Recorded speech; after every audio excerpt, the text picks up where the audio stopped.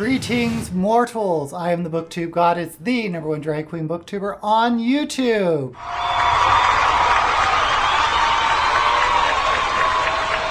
I picked up a young adult horror in Shelve It or Shove It recently called The Taking of Jake Livingston by Ryan Douglas, and it is his debut novel.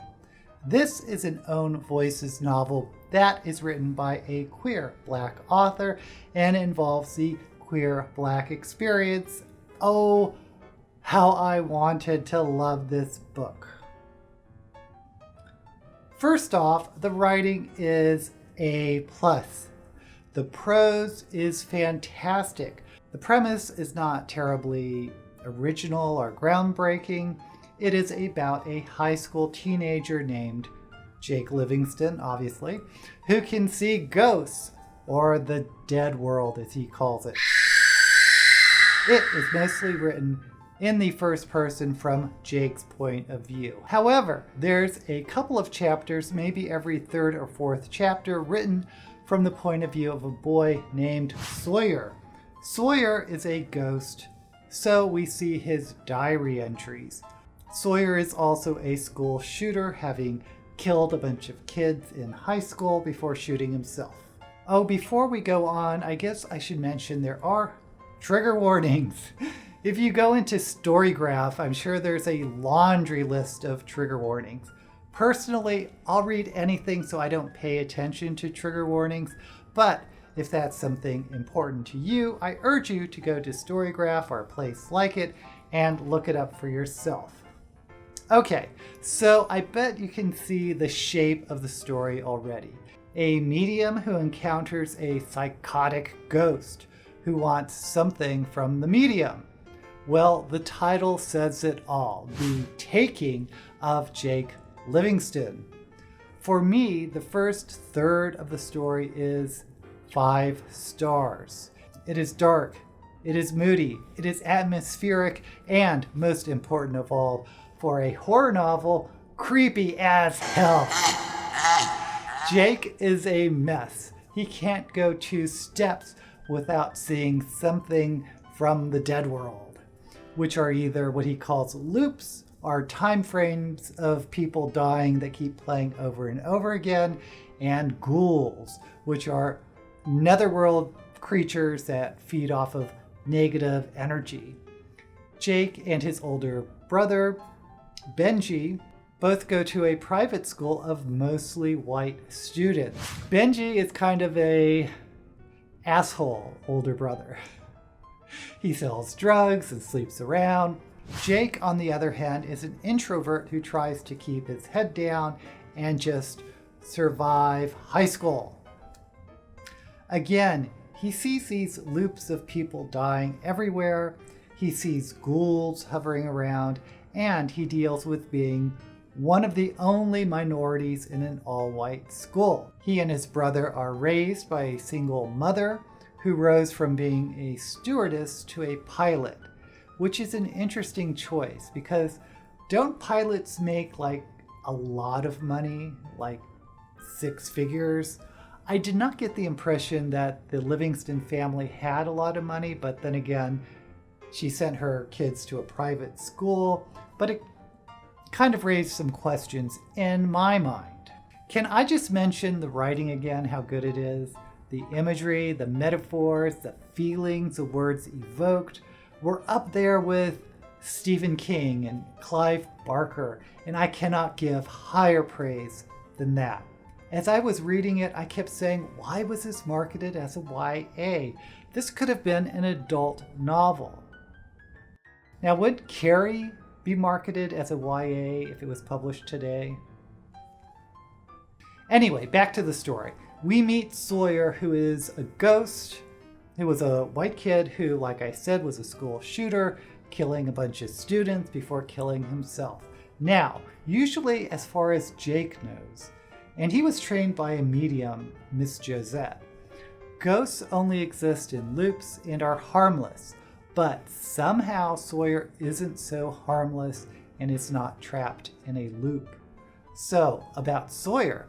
We see his diary entries, and from a young age, he is one of those kids to look out for. A psychopath in training. He tortures bugs and doesn't seem to have any empathy or feelings for his mother and sister. What I liked about this is that it seemed, and I'll come back to this, seemed like Sawyer was a bad seed. And by bad seed, I'm referring to the movie The Bad Seed, produced back in the 50s about a child who was just born rotten. In other words, there was no inciting incident or background that can cause a bad seed to become a murderer. They're just born that way, no fault of the parents. That said, Sawyer's mother has this weird relationship with her son. She really coddles him, and mostly at the expense of his sister. Anyway, now that he's a ghost, he's truly terrifying. Then we get to the second third of the novel and are introduced to the B storyline. Jake and another black student who just transferred to the school named Alistair, they have this meet cute. And here, at least for me, there was somewhat of a contention between the two storylines. We have a light-hearted queer first love romance storyline, and it's well written. In fact, you're really drawn into Jake's "does he like me that way or not" headspace. But then that competes with an ominous horror story of worse than death struggles against a psychotic undead ghost. Still, I think the second third of the novel was, let's say, 4 stars. Even though I thought the romance story was a bit dissonant with the horror story, I was still with the plot line. Then we get to the last third of the novel. Oh dear. How things wrapped up, the climax of the story, I have to say that I was disappointed. Remember how I said it felt like Sawyer was a bad seed, that there was no inciting incident to make him bad? Well, we get an inciting incident, and I was like, really? It felt very false to me. Events are told in flashback by Sawyer, and things escalated in a way that didn't seem at all believable to me, and frankly, it really jarred me. Then it felt as though we were rushing to the conclusion, and Jake's taking, if you will, seemed to happen too quickly. I wanted more buildup, more creepiness. I wanted Alistair to have his life on the line to build up the stakes, but we get something else. And then there's a climatic event which should have had some serious consequences to Jake. I mean, life-altering consequences that would change his life forever. Instead, everything wraps up in a nice bow, there are no consequences, and we get a fluffy, feel-good ending. If you've read The Taking of Jake Livingston, you know what I'm talking about. Anyway, for me the ending was 2 stars, maybe 3, if I was being generous. So here's my problem. In these reviews, there's a duality. Do I either recommend a book, gets my blessing, or do I not recommend a book and zap it?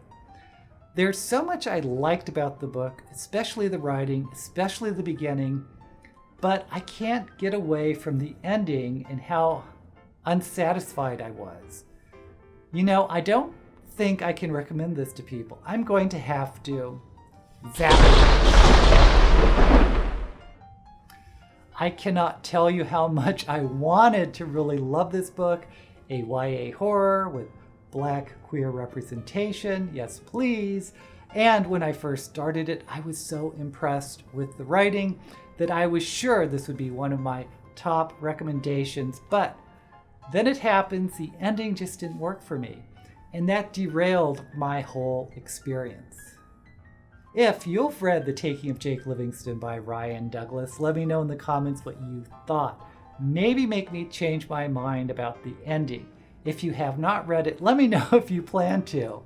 And don't forget to like this video, subscribe to my channel if you haven't already, and don't forget to hit that notification bell. Until we meet again, may all the books you read be blessed.